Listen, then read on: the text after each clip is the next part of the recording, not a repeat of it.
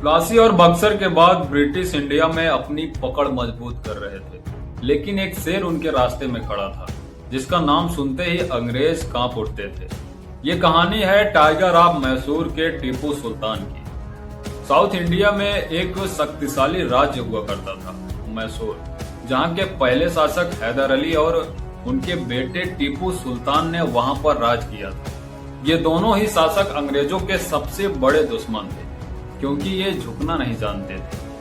हैदर अली ने British east India company को पहली बार महसूस कराया कि इंडिया में सब लोग कमजोर नहीं हैं। उन्होंने आंग्ल मैसूर युद्ध में अंग्रेजों को हिला दिया था और ब्रिटिश को समझ आ गया था कि साउथ इंडिया को जीतना इतना आसान नहीं है। और अगली बार बैटल फील्ड में आए टीपू सुल्तान, एक ऐसा योद्धा जो तलवार के साथ साथ दिमाग से भी लड़ता था। उन्होंने दुनिया की पहली रॉकेट टेक्नोलॉजी का यूज किया और अंग्रेजों को हैरान कर दिया। टीपू सुल्तान ने ब्रिटिश के खिलाफ कई जंग लड़ी, कभी हारे कभी जीते, लेकिन वो कभी हार मान लेना ये उनकी फितरत में नहीं था।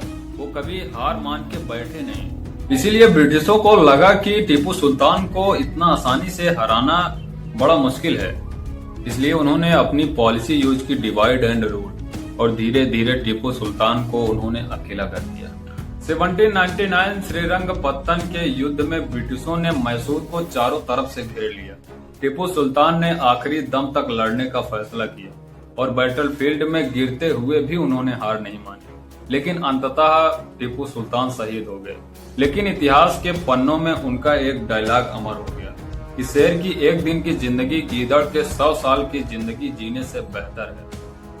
उनकी मौत के बाद साउथ इंडिया भी ब्रिटिशों के कब्जे में आ गया। प्लासी से शुरू हुई कहानी बक्सर से बढ़ी और अब टीपू सुल्तान की हार के बाद ब्रिटिश इंडिया में लगभग पूरी तरह से जम चुके थे। अगली कहानी होगी उन लोगों की जिन्होंने फिर से आजादी के लिए आग जलाई।